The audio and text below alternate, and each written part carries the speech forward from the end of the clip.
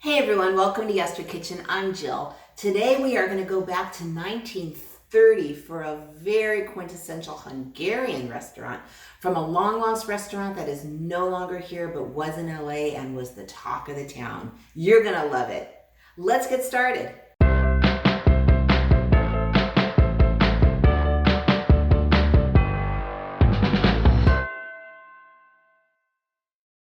So today we're going to go to 1930 and explore chicken paprikash or chicken paprika. Same thing. It is one of the most popular dishes to ever come out of Hungary, and I'm going to tap into my Hungarian roots and show you this recipe. And while we cook, I will tell you where it came from. But first, what we're going to get started with is a hot pan, a large hot pan. And yeah, it's 1930. We're going with shortening. You don't have to. Canola oil, vegetable oil, either one are fine, but you know, I've got to do the originals for you or else who would I be? So 2 tablespoons of shortening into the pan and let it start melting a little bit.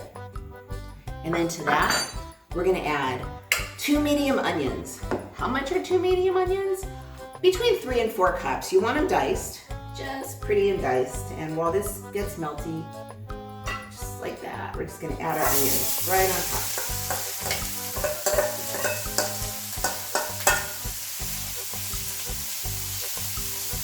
Okay, now all we really need to do is just kind of stir things around and saute them until they just start getting translucent. So where did this recipe come from? Well, between 1930 and 1954, there was a restaurant on Rodeo Drive in Beverly Hills called Mama Weiss's Restaurant. And let me just show you Mama Weiss really quick. She is gorgeous. Take a look. See, that was her. Look how happy she was. She just loved taking care of her customers. She started her restaurant. Her husband used to have a very, very popular furniture store in the late 1920s. And then when the Depression happened and the banks closed, he lost his business. And so Mama Weiss, her name was Francesca, said, I'm going to come and help the family. I can cook. She was a Hungarian immigrant. She goes, I can cook. I'm going to start a restaurant. And she wound up starting one of the most popular restaurants of the day. And back then, Rodeo Drive actually had bungalows on it. People actually lived on Rodeo Drive, and back then people actually could ride their horses up and down the street. So it was like really cool. This restaurant got so popular that it started to get the attention of all the Hollywood movie stars, and they frequented it quite a bit. It was fabulous. Okay, so our onions are getting sauteed. You are not looking to cook them through because this is going to cook for a while in a covered pan. So right now, this looks pretty good. They're just starting to soften. They're just starting to wake up. So now the 3 most important components of Hungarian cooking are onions, sour cream, which we'll get to later, and paprika. So paprika in Hungarian is paprikash, which is why we call it chicken paprikash. But on Mama Weiss's menu, it said chicken paprika because, you know, it was American. People might not be sure what it is.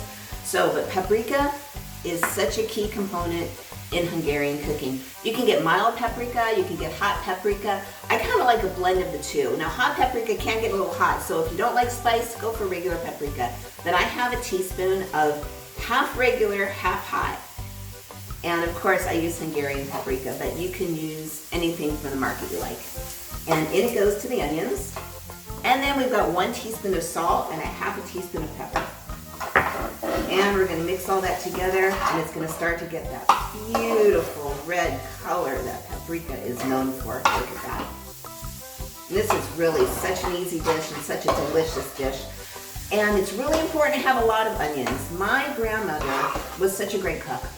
And one time I found a recipe card from her. I wish I could find it to show you. But she literally hand wrote on the card, more onions means more gravy. So that's what I learned. So that's why I always go a little high on the onions.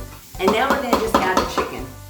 So chicken, you can use whatever parts you want. I love chicken thighs. I mean, those are the juiciest. That's where all the wonderful meat is. But you can use a whole chicken cut up. You can use, just don't use all wings. That won't work too well. Anything else, feel free to use your favorites. You want chicken thighs or whatever chicken with the skin and the bone on. I've got about 8 thighs here. If they're not all going to fit, you don't have to use them all. But I think we're going to make them fit because chicken paprika, chicken paprikash, it's so fabulous. Okay, So in goes our chicken. I think we're gonna leave one out. And now all you're gonna do is you're gonna cover it, wait 30 minutes, and we will be right back when it's done. Okay, it's been 30 minutes, and take a look. Look at this gorgeous, gorgeous orange paprika chicken, and like my grandma said, more onions, more gravy. She didn't lie. Look at all this. So I know you're probably saying, wait a minute, this is not the same pot that you started with. You're right. I usually make half the recipe for the family. So if you're gonna do the full recipe, I highly recommend you use a big pot like this, or a Dutch oven, or just something that's gonna really hold all your chicken. Okay, so now what we're gonna do is we're gonna move, we're gonna turn off, I'm gonna turn down, maybe to about a medium heat. Your heat source, push it away. Here's the last of the Hungarian. I have a half a pint of sour cream, or 4 ounces, you know, the smaller sour creams, not the big one, and 2 tablespoons of flour.